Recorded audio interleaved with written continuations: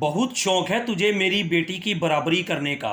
मामी ने तंजिया कसते हुए डंडा उठाकर मेरी कमर पर मारा। मुझे नहीं पता था कि मामी की बेटी के रिश्तेदार आए हैं जो मुझे पसंद करने लगे थे। मामी ने सारा गुस्सा मुझ पर निकाला।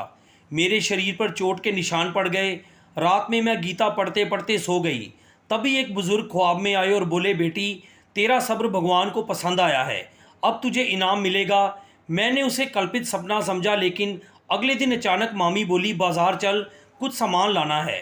मैं ढके कदमों से उनके साथ बाज़ार चली। रास्ते में एक बड़ी गाड़ी से टकरा गई। वह गाड़ी देश के मजबूर राजनीतिक नेता महेंद्र प्रताप सिंह की थी। मैं उसी समय अपने छोटे से कमरे में डर के मारे कहीं छिप गई थी, क्योंकि मुझे मामी का भय था। मामी कभी भी आकर मुझे सज़ा दे सकती थी। आज मुझसे एक ऐसी गलती हो गई थी जो मामी के लिए अक्षम्य थी। मुझे पूरा अंदेशा था कि अब मेहमान चले जाएंगे तो वह मेरी तलाश में इधर आ जाएंगी। इसलिए मैं घर के पीछे बने स्टोर में छिप गई। वही मेरा कमरा था, वही मेरी दुनिया थी। एक तरफ बिस्तरों का ढेर और दूसरी तरफ बक्से। वहीं मैं ज़मीन पर एक गद्दा रखकर अपना ठिकाना बना लिया था। रात में मुझे बहुत परेशानी होती थी। कभी चूहे निकलते, कभी कीड़े मकोड़े काटते। मैं सारी रात जागती रही, लेकिन असली डर तो मामी का था। उसका गुस्सा मेरे लिए हमेशा खौफनाक था। आज निश्चित रूप से मुझे मार पिटाई झेलनी ही थी, और वही हुआ। कुछ देर पहले ही मामी अचानक मेरे कमरे के दरवाजे पर आ खड़ी हुई और कहने लगी, मैंने तुझे कितनी बार मना किया था, पर तू मेरी बात नहीं मानती। अब इस सिलसिले को ख़त्म कर देती हूँ। देख आज कैसी सज़ा देती हूँ तुझे। ये कहकर मामी एकदम आगे बढ़ी और मेरे बालों से मुझे पकड़कर मुझे स्टोर रूम से बाहर खींच लाई, क्योंकि मैंने स्टोर में रोशनी नहीं जलाई थी। अंधेरे से निकलते ही बाहर की तेज़ रोशनी से मेरी आंखें चुंधिया गई। मैं रोशनी से घबराकर बोली, मामी गलती हो गई, माफ़ कर दो, भगवान का वास्ता है, अनजाने में हुआ है, मैं आगे से ऐसा नहीं करूँगी। लेकिन मामी बोली, तूने ऐसा ही क्यों किया? तू जानती है मुझे ये सब पसंद नहीं। तू जानबूझकर मेहमानों के सामने आई। तुझे बहुत शौक है ना लोगों की सहानुभूति लेने का। तू जानबूझकर उनकी आंखों में आंखें डालकर आती है। मैं तुझे अच्छी तरह जानती हूँ। अब देख मैं तेरा क्या हाल करती हूँ। मामी ने ये कहते हुए कोने में रखा डंडा उठाया और मेरी कमर पर ज़ोर से दे मारा। मेरे गले में से एक तीखी चीख निकली और मैं कमर पर हाथ रखकर दोरी हो गई। दर्द के मारे मेरी हालत बहुत ख़राब थी, सांस रुकने लगी थी। मैंने कहा, मामी ऐसा मत करो, भगवान का वास्ता है। लेकिन मामी ने मेरी एक ना सुनी। उन्होंने एक और डंडा मेरी टांगों पर दे मारा। इस बार मैं लड़खड़ाते कदमों से ज़मीन पर गिर पड़ी। अपने पैरों के दर्द को सहने की कोशिश करने लगी। मेरे गले से धीमी धीमी चीख निकल रही थी। तकलीफ़ के कारण आंखों से आंसू बह रहे थे, लेकिन मामी को मुझ पर कोई दया नहीं आई। जब उन्होंने मुझे मार पीट कर अपने गुस्से का सारा जहर निकाल लिया, तब जाकर उन्होंने डंडा फेंक दिया और वहाँ से चली गई। मैं ज़मीन पर पड़ी हुई थी, बेहद दर्द में और लगातार रो रही थी। बेबस इतनी थी कि मैं कुछ नहीं कर सकती थी। अगर कुछ कहती या करती तो शायद मुझे इस घर से भी निकाल दिया जाता। इसलिए मैं चुप रहती थी। लेकिन आज तो हद ही हो गई थी।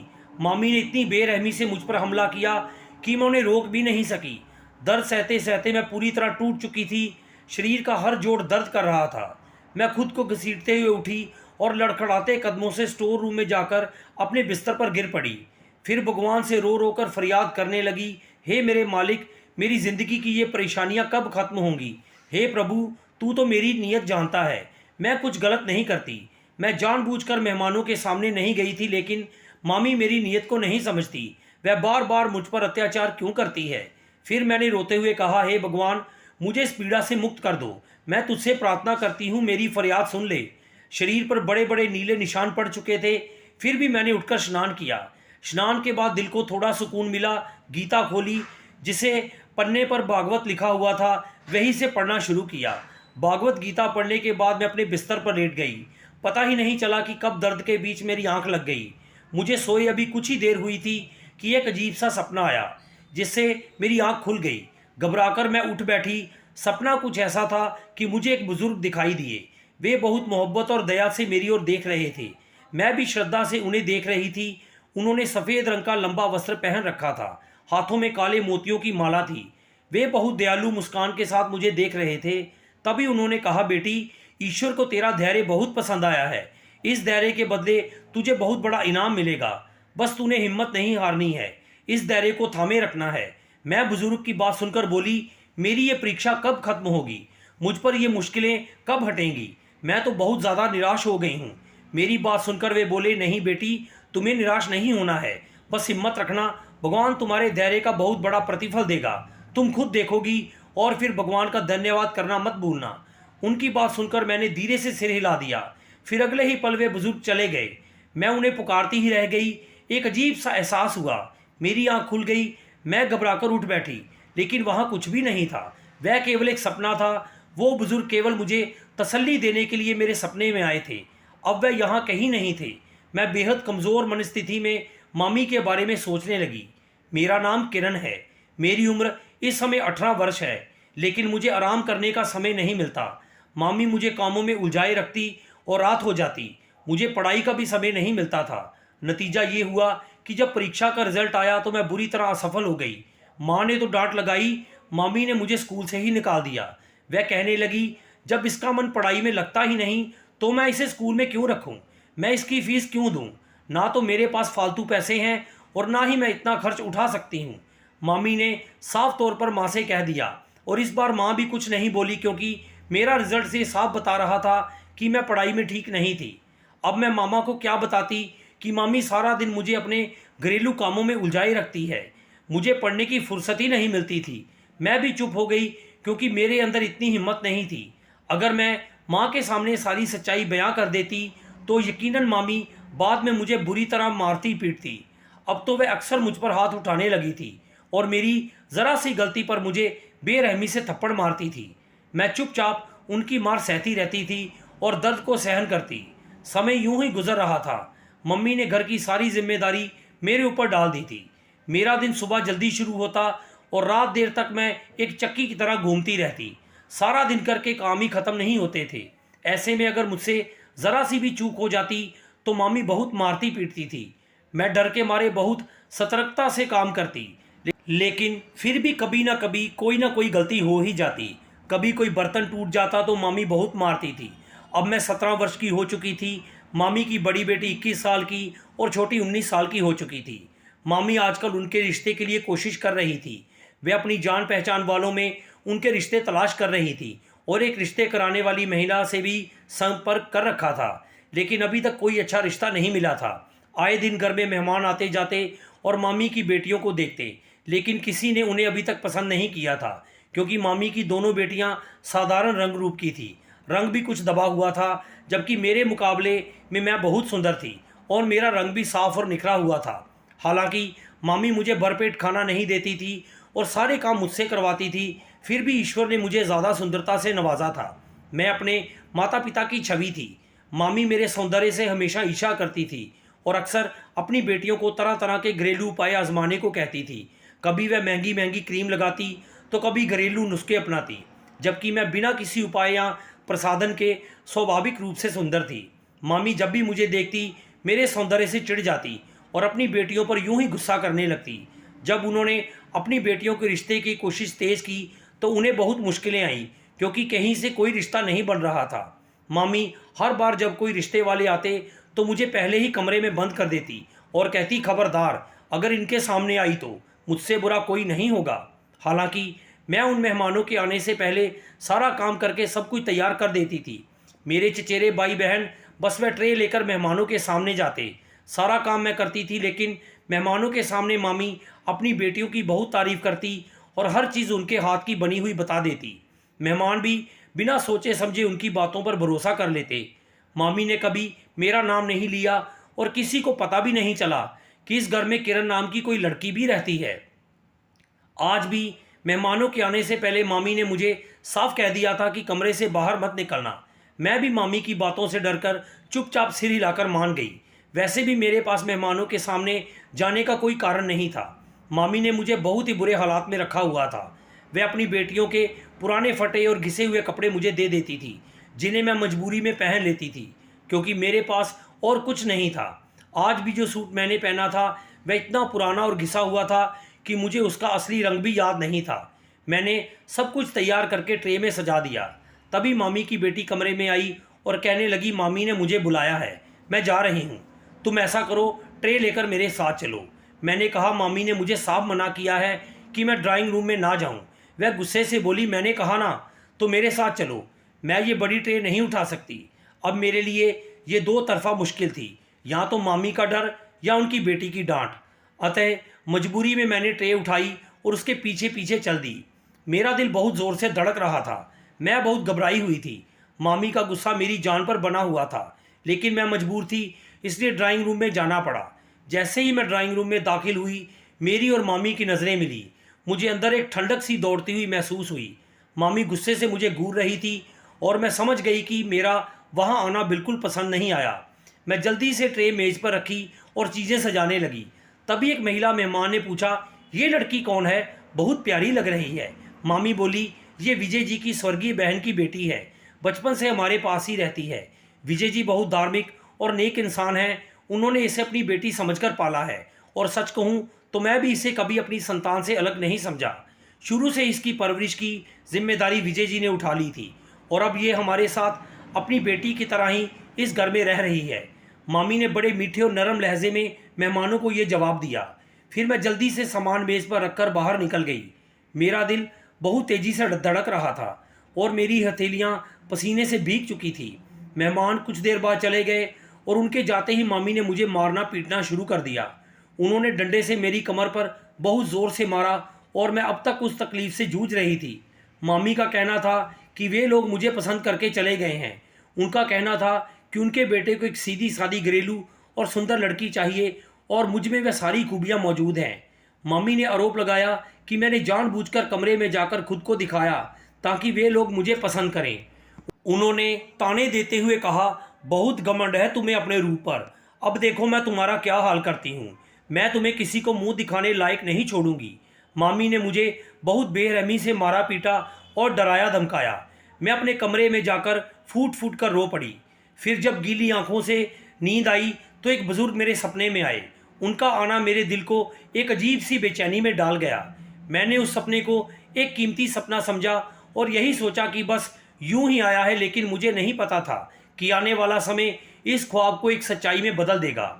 अगले दिन मामी मुझे अपने साथ बाजार ले गई और कहने लगी, मुझे बहुत सारा सामान खरीदना है, मैं अकेली नहीं उठा पाऊंगी, तू साथ चल। जबकि मामी अच्छी तरह जानती थी कि रात की मारपीट के कारण मेरा पूरा शरीर दर्द से टूट रहा था और इस वक्त मुझे तेज़ बुखार भी था। फिर भी उन्होंने मेरी हालत की बिल्कुल भी परवाह नहीं की और मुझे ज़बरदस्ती अपने साथ ले गईं। कड़ी गर्मी में बाज़ार में काफ़ी देर घूमते हुए मेरी हालत और ख़राब हो गई। जब मैं सामान उठाकर सड़क पर आई और मामी के साथ सड़क पार कर रही थी, तभी सामने से आई हुई एक बड़ी काली गाड़ी से टकरा गई और सड़क पर गिरकर बेहोश हो गई। जब मुझे होश आया तो मैंने खुद को एक अस्पताल के कमरे में पाया। वह एक निजी कमरा था और कोई बड़ा महंगा अस्पताल लग रहा था। मैं घबरा गई। मेरे पास एक नर्स खड़ी थी। मैंने उससे पूछा, मैं कहाँ हूँ, ये कौन सी जगह है, मुझे यहाँ कौन लाया? तो नर्स ने कहा, आपको यहाँ महेंद्र प्रताप सिंह लेकर आए हैं। नर्स की बात सुनकर मैंने खोए हुए स्वर में पूछा, महेंद्र प्रताप सिंह, वह कौन है? तो वह नर्स व्यस्त लहजे में बोली, आप जानती ही तो होंगी, अक्सर टीवी पर देखा होगा। वह एक बड़े राजनीतिक नेता हैं, एक मशहूर राजनीतिक पार्टी के मुखिया हैं और विदेश से पढ़कर आए हैं। ये सुनकर भी मुझे कुछ याद नहीं आया। मैं उन्हें नहीं जानती थी, क्योंकि अगर कभी टीवी चला भी था तो मामी की बेटियों ही चैनल लगाकर बैठ जाती थी। मैंने कभी अपनी मर्जी से कोई कार्यक्रम नहीं देखा, इसलिए ना तो मैं उन्हें जानती थी और ना ही उनकी राजनीति में मेरी कोई दिलचस्पी थी। तभी मुझे याद आया कि बाजार में तो मेरे साथ मामी भी थी। मैंने नर्स से पूछा, मेरे साथ एक महिला थी, वह नहीं आई क्या? नर्स बोली, नहीं, कोई महिला तो नहीं आई, आपको यहाँ सिर्फ महेंद्र प्रताप सिंह ही लेकर आए थे। ये सुनकर मुझे बहुत हैरानी हुई। अगर महेंद्र प्रताप सिंह मुझे यहाँ ले आए तो मामी कहाँ चली गई? इस सवाल का जवाब सिर्फ वही व्यक्ति दे सकता था जिसने मुझे यहाँ लाकर भर्ती कराया। इसलिए मैंने नर्स से कहा, क्या मैं महेंद्र प्रताप सिंह से बात कर सकती हूँ? तो नर्स ने कहा, उन्होंने आपको यहाँ छोड़ते समय अपना नंबर दिया था और कहा था कि जब आप होश में आ जाएं तो उनसे कांटेक्ट करवा दीजिएगा। मैं आपकी बात करवाती हूँ। नर्स ने अपने मोबाइल से महेंद्र प्रताप सिंह को कॉल मिलाया और फिर फ़ोन मुझे दे दिया। मैंने धीमी आवाज़ में उन्हें नमस्कार किया और सबसे पहले उनका धन्यवाद किया। उन्होंने जवाब दिया, धन्यवाद की कोई बात नहीं, आप मेरी गाड़ी के सामने बेहोश होकर गिर गई थी। मैं आपको अस्पताल लेकर आया और पता चला कि सर पर चोट और शारीरिक हमला हुआ है। ये एक पुलिस केस बनता था, लेकिन मेरे प्रभाव और कोशिशों से मामला दब गया। मैंने पुलिस को नहीं बुलाया और आपके होश में आने तक सब संभाल लिया।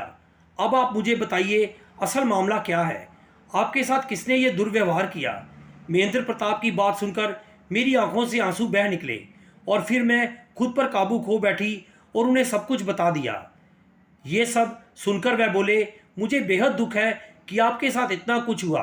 खैर, अगर आपको मेरी किसी भी मदद की ज़रूरत हो तो ज़रूर बताइएगा। मैंने उनका धन्यवाद किया और फिर एक ख्याल आने पर उनसे पूछा, जो महिला मेरे साथ थी वह कहाँ गई।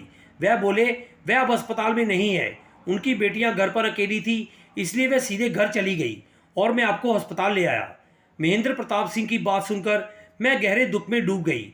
मुझे विश्वास ही नहीं हो रहा था कि मामी मेरे साथ ऐसा कर सकती है कि वह मुझे एक अजनबी के साथ यूं अकेला छोड़ देगी। मुझे बेहद तकलीफ हुई। मैंने एक बार फिर महेंद्र प्रताप को धन्यवाद दिया और फ़ोन बंद कर दिया। पूरे दिन मैं अस्पताल में रही और मेरा इलाज बहुत अच्छे तरीके से हुआ। मुझे उम्मीद थी कि मामी ज़रूर हालचाल पूछने आएंगी और मामा को भी साथ लाएंगी, लेकिन मुझे हैरानी हुई कि ना तो मामी आई और ना ही मामा। मैं समझ नहीं पा रही थी कि उनका व्यवहार अचानक इतना बेरुखा क्यों हो गया है। रात के समय जब महेंद्र प्रताप सिंह अस्पताल आया तो उसके साथ उसका दोस्त धर्म भी था। उसे देखकर मैं चौंक गई। महेंद्र प्रताप सिंह मुझसे बोला, अब आपको घर चलना चाहिए, मुझे लगता है डॉक्टर ने आपको छुट्टी दे दी है। मैं बोली, हाँ डॉक्टर ने छुट्टी दे दी है, लेकिन अब मैं क्या करूं? मैं घर नहीं जा सकती।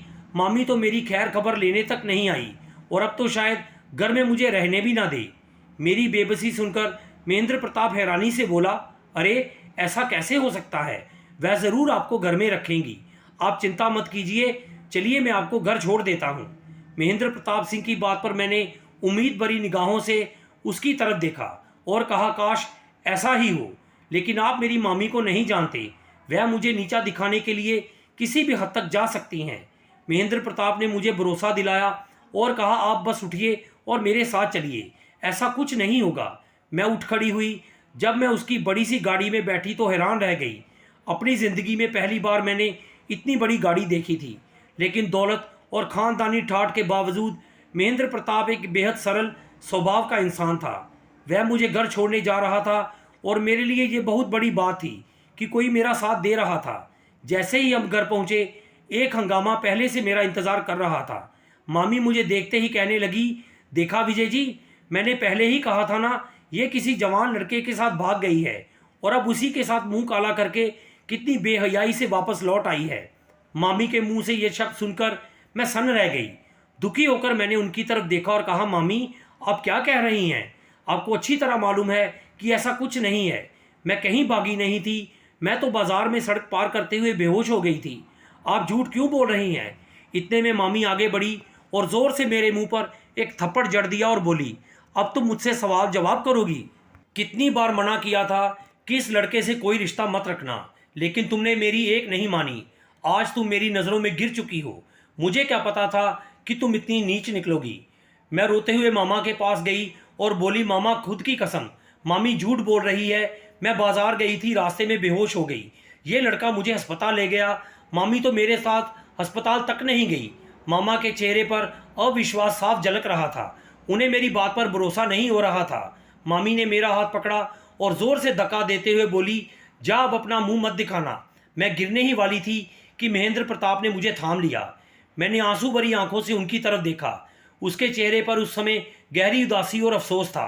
तभी वह मामी से बोला, आप बहुत गलत कर रही हैं और आपको जल्द इसका परिणाम भुगतना पड़ेगा। एक पवित्र लड़की पर झूठा आरोप लगाना कितना बड़ा पाप है, इसका अंदाज़ा आपको होना चाहिए।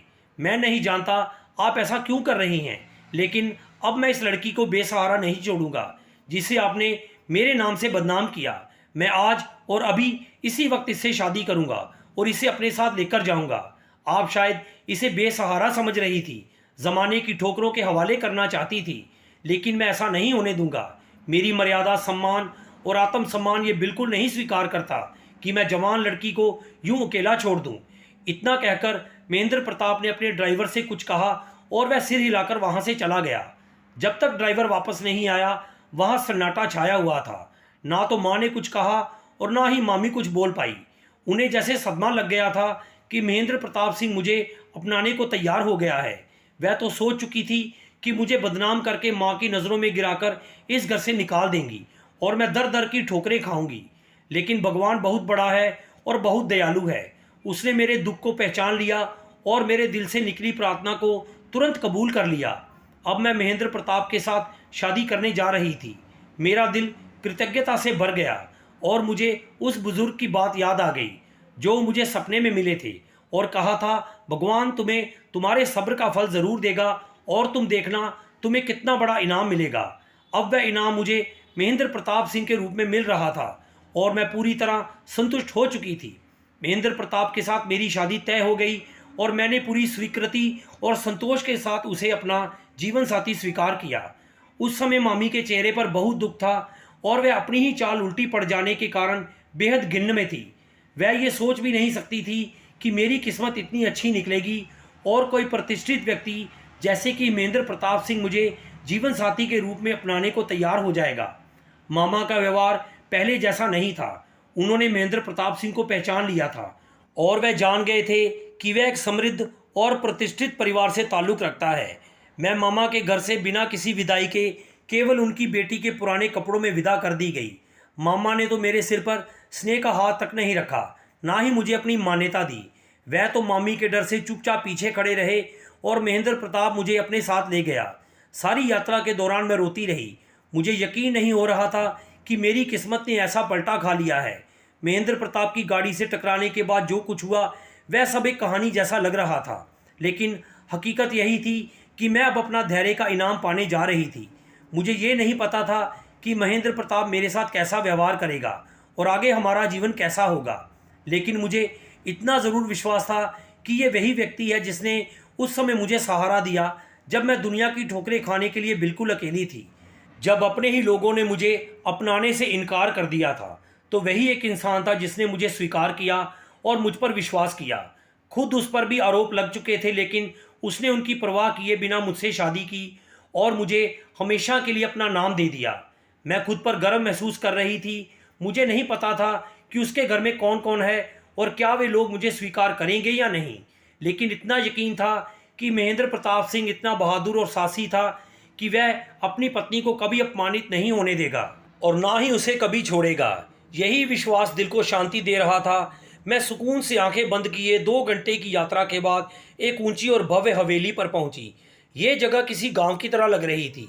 मैंने सवाल भरी निगाहों से महेंद्र प्रताप की ओर देखा तो वह बोला, ये मेरे पिताजी का घर है। यहाँ मेरी दादी रहती हैं। मेरे माता पिता ऑस्ट्रेलिया में रहते हैं और मैं अपनी दादी के साथ यहाँ रहता हूँ। आओ मैं तुम्हें दादी से मिलवाता हूँ, वह तुमसे मिलकर बहुत खुश होंगी। उसने मुझे भीतर आने का इशारा किया और मैं झिझकते हुए उसके पीछे चल पड़ी। हवेली बहुत प्रभावशाली थी। ऊंची दीवारें और भव्यता उसकी शान दर्शा रही थी। मुझे अपने कपड़ों पर शर्म आने लगी।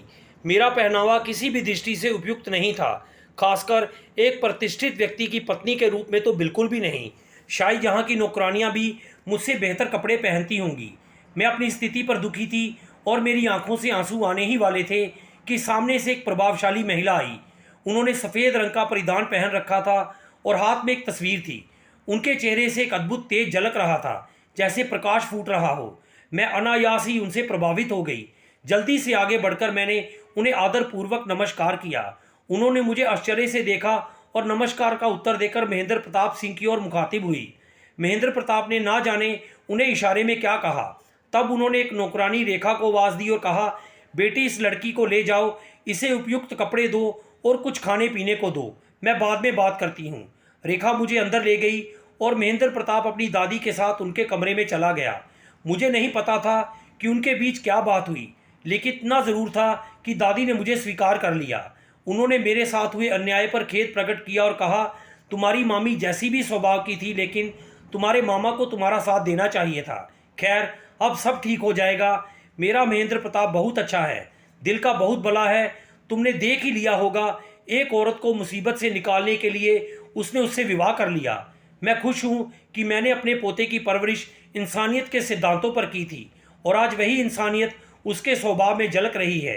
दादी ने मुझे स्वीकार कर लेने पर मुझे भी गहरी राहत मिली। उन्होंने तुरंत घोषणा कर दी कि 1 सप्ताह बाद वह हमारा विवाह बहुत धूमधाम से आयोजित करेंगी।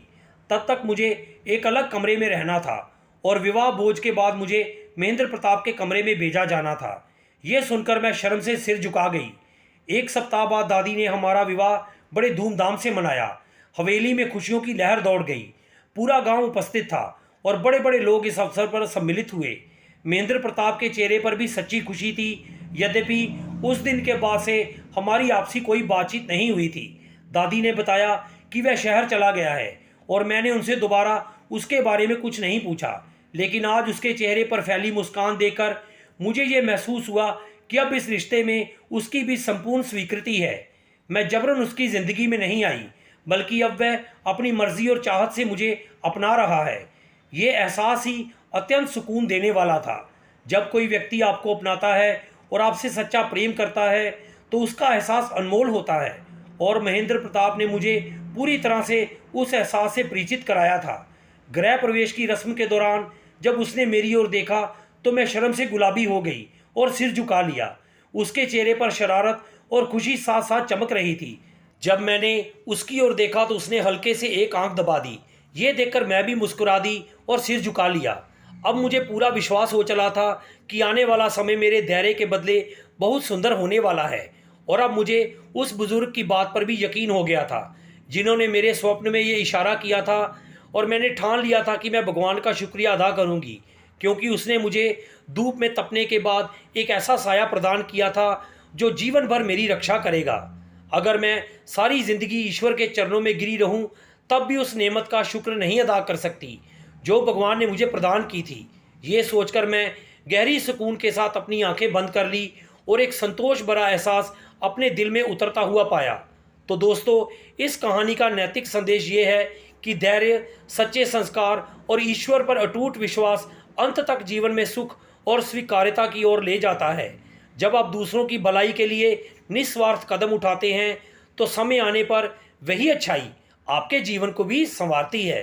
तो दोस्तों, आपको ये कहानी कैसी लगी कमेंट बॉक्स में ज़रूर बताएं। कहानी को लाइक, शेयर और चैनल को सब्सक्राइब करना ना भूलें। धन्यवाद।